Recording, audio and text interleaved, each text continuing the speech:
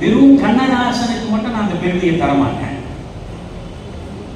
அதை விஸ்வநாதன் ராமமூர்த்தி எப்படி அதை கொண்டு வந்து சேர்த்திருக்கிறான். இப்பொழுது நெஞ்சில் ஓராவின் படம் உங்களுக்கு தெரியும். இளம் பிள்ளைகள் இருந்தால் அவர்களுக்கு நான் பரிந்துரை செய்கிறேன். இந்த தக்கு லைஃபு, புக்கு லைஃபு, அது இது என்று கண்ட படங்களை பார்த்து போதை மயக்கத்தில் மூழ்கி கிடக்கிற இளைய சமுதாயத்துக்கு நான் சொல்கிறேன், நீங்கள் எல்லாம் துரதிர்ஷ்டசாலிகள். என்னுடைய பார்வை, என்னை போல் அதிர்ஷ்டம் செய்தவர்கள் இல்லை நீங்கள்.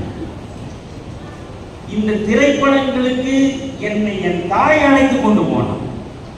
என் தாயோடு தான் பாகப்பிரிவினை பார்க்கிறேன், என் தாயோடு தான் பாவ மன்னிப்பு பார்க்கிறேன், என் தாயோடு தான் பாகம் வழங்கும் பார்க்கிறேன். இந்த 3 படங்கள், அந்த 3 படங்களில் உள்ள காட்சிகள், அந்த 3 படங்களில் கவிஞருடைய பாடல்கள், வெறும் 3 படங்களை வைத்துக் கொண்டு மட்டும் நான் நாள் கணக்கில் இன்றைக்கு அது போன்ற படங்களை உங்களால் பார்க்க அப்படி இன்றைக்கு பார்க்க முடிகிறதா? நான் பார்ப்பதே கிடையாது.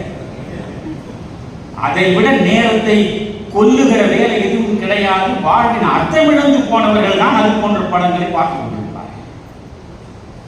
ஆனால் கண்ணதாசனை பொறுத்தவரை இந்த நெஞ்சில் ஒரு ஆலயம் போய் பாரு. ஒரு செட்டில் ஒரு 20-24 நாட்களில் ஸ்ரீதரை எடுத்த ஒரு காவியம். அவளுடைய கணவன் கேன்சர், அவனுக்கு அறுவை சிகிச்சை நடக்க போகிறது. நாளை அறுவை சிகிச்சை நடக்க போகிறது. அறுவை சிகிச்சை செய்யக்கூடிய மருத்துவன் இவளுடைய முன்னாள் காதலன் என்பது இவனுக்கு தெரிந்து விடுகிறது. உடனே இவன் சொல்கிறான், நாளை அறுவை சிகிச்சை நடக்கும், அது வெற்றி பெறும் என்று நான் நம்பவில்லை. நீ நம்புகிறாய், நான் நம்பவில்லை. நான் ஒரு கால் மரணித்து விட்டால் இந்த மருத்துவரை நீ எனக்காக திருமணம் செய்து கொள்ள வேண்டும் என்று சொல்கிறான்.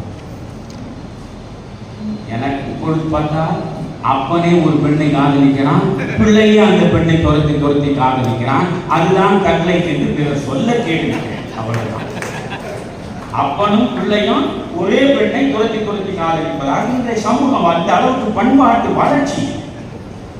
ஆனால் அவன் இப்படி சொல்கிறான், நான் இறந்த பிறகு நீ விதவையாகிவிடக் கூடாது. கண்ணதாசன் கவிதையில் அழகாக சொல்வான், மங்கள கணவன் மாண்டதும் அவளும் மாழ்வதே விதி என வகுத்தோம். மங்கள கணவன் மாண்டதும் அவளும் மாழ்வதே விதி என வகுத்தோம்.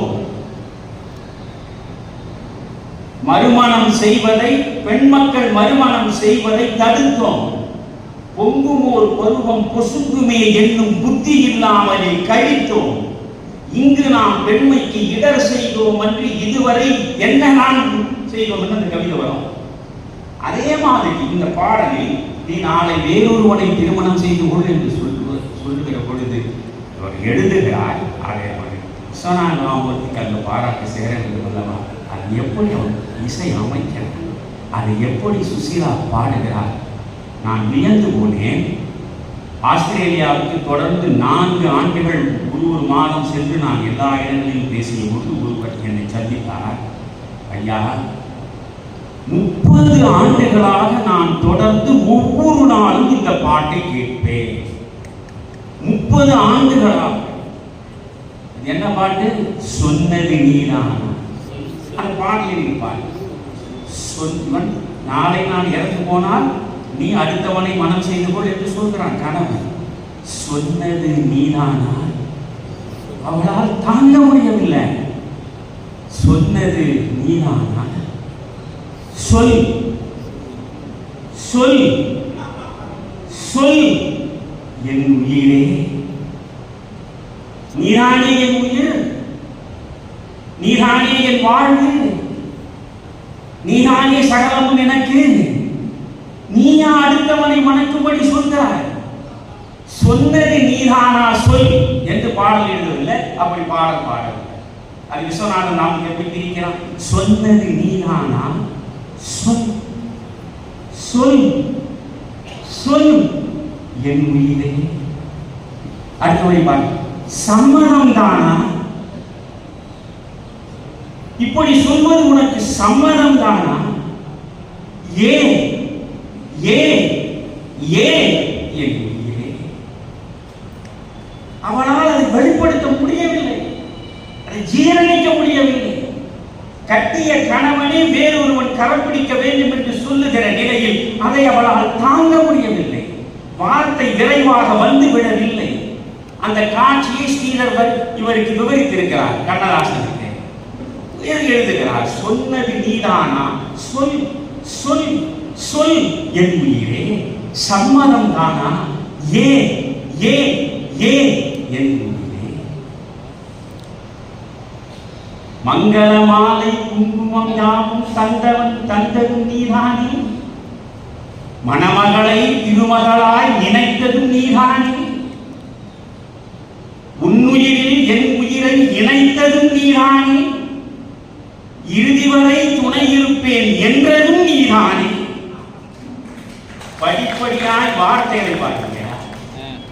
மங்கள மாலை குங்குமம் யாவும் தந்தது நீதானே, நீதானே, மணமகளை திருமகளாய் நினைத்ததும் நீதானே, நீதானே,